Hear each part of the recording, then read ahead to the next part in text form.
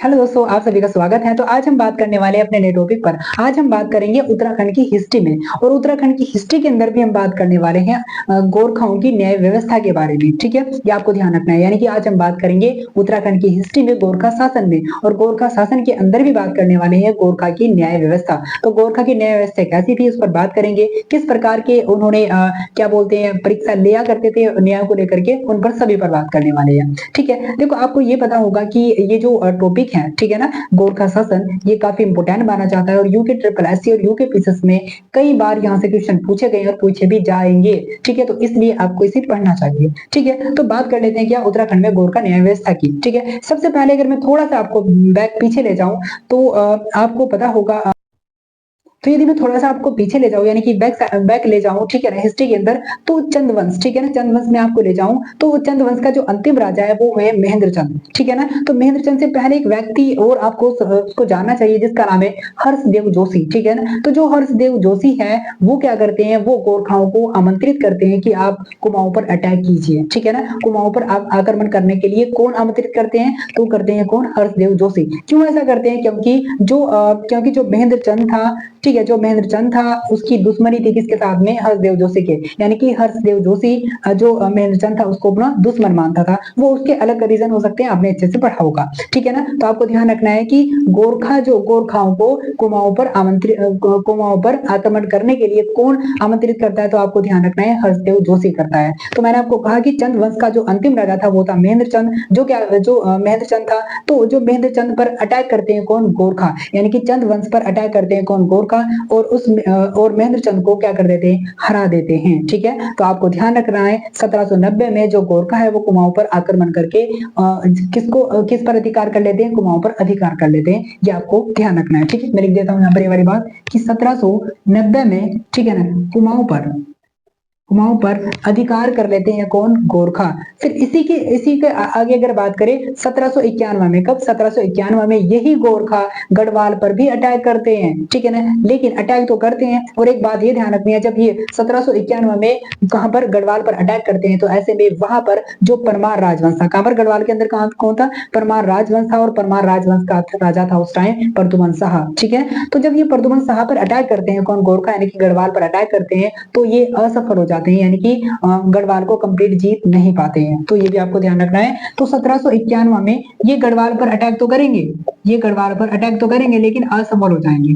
क्या हो जाएंगे, असफल हो जाएंगे। और इसके बाद में एक बात और ध्यान रखनी है यहाँ पर 1791 में, कि जब ये क्या होते हैं, गढ़वाल पर जब अटैक करते हैं और असफल हो जाते हैं, तो ऐसे में ही कि जो प्रद्युमन शाह है वो इस डर से कि अगेन गोरखा फिर से ना क्या कर दे, अटैक कर दे, क्योंकि वो तो कुमाऊं को जीत चुके हैं। तो ऐसे ही जो प्रद्युमन शाह था, उन्हें डर था कि फिर से अटैक करेंगे। तो ऐसे में जो प्रद्युमन शाह है वो क्या करते हैं, वो गोरखा को कर देना स्वीकार करते हैं। तो ये भी आपको ध्यान रखना है। फिर फाइनली अंत में अगर बात करें, फाइनली 1804 में, कब, 1804 में गढ़वाल पर, ठीक है ना, गढ़वाल पर जो गोरखा कंप्लीटली अधिकार कर लेते हैं। कब कर लेते हैं, एक युद्ध होता है खुड़बुड़ा का युद्ध, जिसमें जो प्रद्युमन शाह है वो हार जाते हैं और मार भी जाते हैं, किनके द्वारा, गोरखा। यानी कि 1804 में जो खुड़बुड़ा का जो युद्ध होता है, उसमें जो गोरखा है वो प्रद्युमन शाह को मार करके गढ़वाल पर कंप्लीट अधिकार स्थापित कर लेते हैं। तो इस प्रकार क्या कर रहे थे, जो गोरखा है वो अपने क्या कर रहे थे, अपना अधिकार स्टैब्लिश कर रहे थे, किसके अंदर, उत्तराखंड के अंदर। फाइनली उत्तराखंड के अंदर क्या होता है,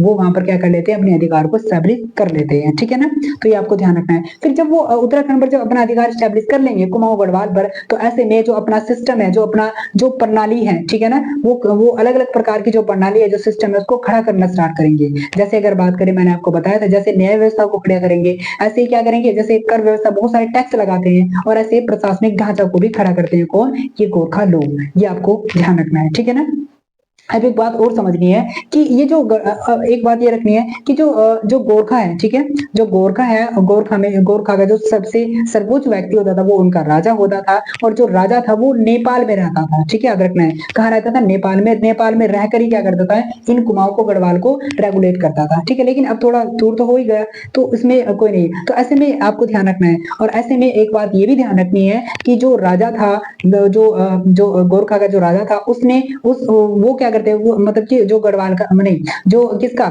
जो नेपाल का जो राजा था उसने इन गढ़वाल को, यानी कि जो प्रांत था, अपना जो राज्य है उसको क्या बोलते थे, वो प्रांत बोलते थे। और प्रांत का जो सबसे बड़ा अधिकारी होता था वो होता था सुब्बा, और सुब्बा के जस्ट नीचे होता था कौन, नयाब सुब्बा, और फिर होते थे और सैन्य कमांडर और सैन्य मतलब कि जो सरदार हुआ करते थे, ठीक है ना। तो आपको ध्यान रखना है ये वाली बात कि जो राजा है वो तो रहेगा नेपाल में, लेकिन इनको भी तो रेगुलेट करना है, तो ऐसा तो है नहीं कि यहाँ पर राजा ही रहेगा। तो ऐसे में जो राजा है उसने अपने कुछ खास जो सामंत है उनको यहाँ पर क्या किए हैं, नियुक्त करता है, ठीक है, ताकि वो इन चीज को, ताकि कुमाऊं गढ़वाल को रेगुलेट कर सके।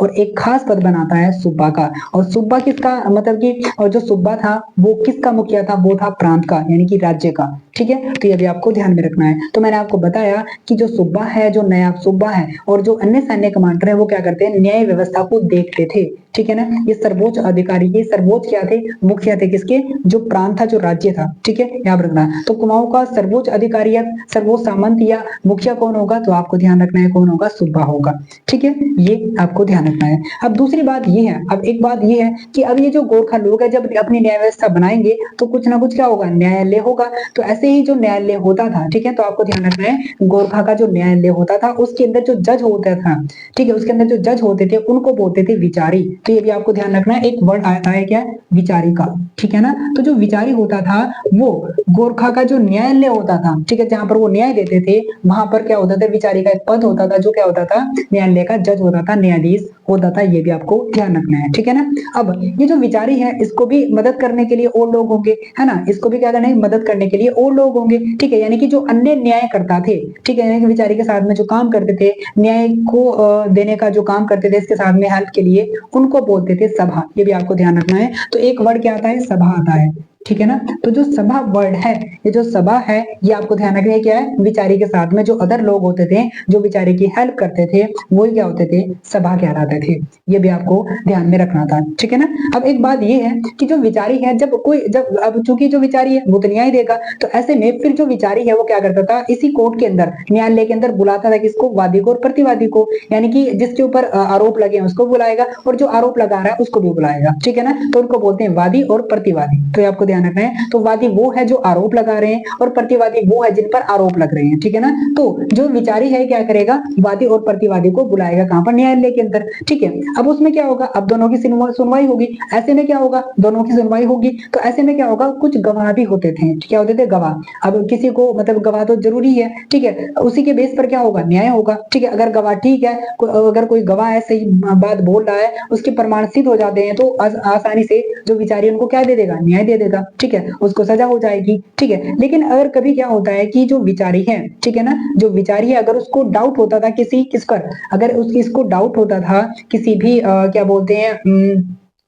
अगर इसको क्या बोलते हैं, इसको डाउट होता था किसी भी मतलब कि क्या बोलते हैं जो गवाह है उस पर, अगर इसको क्या होता था, डाउट होता था, तो ऐसे में क्या करता था, ऐसे में एक महाभारत का एक भाग होता था, ठीक है, आपको ध्यान रखना है। तो महाभारत का एक भाग होता था जिसको बोलते हैं क्या, हरिवंश, ठीक है। तो आप याद रखना है कि अगर इस विचारी को किसी भी गवाह के ऊपर कोई भी डाउट होता था तो महाभारत का एक भाग था जिसका नाम था हरिवंश। इस हरिवंश को उसके सिर पे रख करके उससे कसम खिलवाई जाती थी कि आपको सच बोलना है, झूठ नहीं बोलना है, ठीक है ना। तो एक बात हुई। दूसरी बात, अगर क्या हो, अगर गवाही ना हो, अगर कोई दोषी है बट उसका कोई गवाही नहीं है तो ऐसे में तो क्या होगा, विचारी कैसे दे पाएगा, ठीक है। ऐसे में जो विचारी कैसे जस्टिस दे पाएगा, तो ऐसे में जो गोरखा लोग हुआ करते थे ये क्या करते थे, ऐसे में न्याय देने के लिए कुछ अग्नि परीक्षाएं लिया करते थे। क्या लिया करते थे, अग्नि परीक्षाएं, यानी कि अगर गवाह नहीं है तो फिर तो क्या करे, फिर तो अग्नि परीक्षा ली जाइए, क्योंकि कोई आधार ही नहीं है किस आधार पर इसको जस्टिफाई करे। तो ऐसे में आपको ध्यान रखना है, ऐसे में जो विचारी है,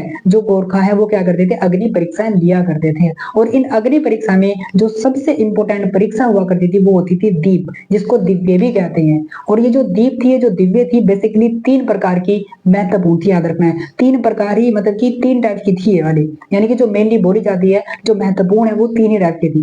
पहली होती थी क्या, गोला दीप, और दूसरी होती थी कढ़ाई दीप, और तीसरी होती थी क्या, तराजू दीप, ठीक है। इस पर बात करने वाले हैं।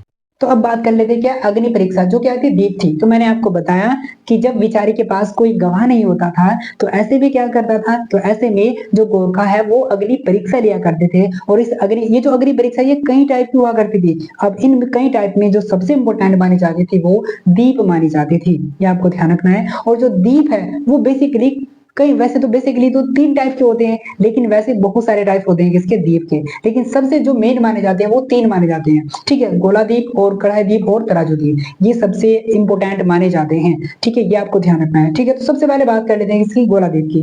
देखो गोला द्वीप के अंदर क्या होता था, इसके अंदर ये होता था कि लोहे की एक रोड होती थी और उसको बहुत गर्म कर लिया जाता था, ठीक है ना। तो लोहे की एक रोड को बहुत गर्म कर लिया जाता था और उसको आरोपी के हाथ में पकड़ाया जाता था। और यदि आरोपी, और उसको बोलते थे कि कुछ दूरी चलो, तो अगर आरोपी का हाथ, क्या अगर उस व्यक्ति का जिस पर आरोप लगे यदि उसका हाथ जल गया, ठीक है, अगर उसका हाथ जल गया तो वो दोषी है और नहीं जला तो वो निर्दोष है, ठीक है ना। देखो कैसा है। तो गोला द्वीप के अंदर क्या था, गोला द्वीप के अंदर यही था कि एक गर्म लोहे की रोड होती थी, एक लोहे का डंडा होता था, उसको बहुत गर्म कर लिया जाता था और फिर उसको आरोपी को जिस पर आरोप लगे उसके हाथ में पकड़ा दिया जाता था। और फिर यदि उसका हाथ जल गया तो वो क्या है, वो दोषी है, और हाथ नहीं जला तो वो निर्दोष है। भाई अगर कोई चीज गर्म है तो हाथ तो जलेगा इसलिए, ठीक है। बट क्या करे, उनकी न्याय प्रणाली थी। दूसरी बात करें कढ़ाई द्वीप की, किसकी बात करें, कढ़ाई द्वीप की। तो जो कढ़ाई द्वीप था इसके अंदर क्या होता था कि कढ़ाई के अंदर जो तेल होता था उसको बहुत गर्म कर लिया जाता था, ठीक है ना, बॉयल टाइप से उसको बहुत गर्म कर लिया जाता था और फिर उसको जिस पर आरोप लगे हैं व्यक्ति पर, उसका हाथ उसके अंदर डलवाया जाता था, ठीक है। जब वो उसके अंदर उसका हाथ, उसका मतलब कि हाथ उसके अंदर डलवाया जाता था, और यदि उसका हाथ जल गया तो वो दोषी नहीं है, और यदि हाथ नहीं जला, देखो यहाँ पर समझना है, अगर उसका हाथ जल गया तो वो दोषी है, और अगर हाथ नहीं जला तो वो निर्दोष है। क्या आपको ध्यान रखना है, ठीक है। अब कढ़ाई के अंदर तेल है, ठीक है ना, और वो भी बहुत ज्यादा गर्म हो रखा है। अब उसके अंदर हाथ डालेंगे तो जल ही जाएगा ना भाई। अगर वो हाथ जल गया तो इनका मानना क्या था, अगर हाथ जल गया तो वो क्या है, तो वो निर्दोष नहीं है, वो दोषी है, और अगर हाथ नहीं जला तो वो क्या है, दोषी है, दोषी नहीं है, ठीक है। ये ध्यान रखना है। अब अगर उस कढ़ाई के अंदर हाथ डालने हैं गरम गरम में तो हाथ तो जलना ही है, ठीक है। अगर हाथ जल गया तो क्या हो, दोषी है, और नहीं जला तो निर्दोष है। ये आपको ध्यान रखना है। और इसी का एक एग्जांपल मैं देता हूँ आपको। देहरादून के अंदर एक मतलब मंदिर है, गुरु राम राय मंदिर। उनका एक महंत था जिनका नाम था हरसेवक। उनको भी इस कढ़ाई द्वीप का सामना करना पड़ा था, ठीक है। उनको भी क्या किया गया था, उनका भी हाथ गरम गरम कढ़ाई के तेल में डलवाया गया था। अब उनका हाथ जल गया था। अब अगर उनका हाथ जल गया था तो वो दोषी थे, ठीक है। क्या थे वो, दोषी थे।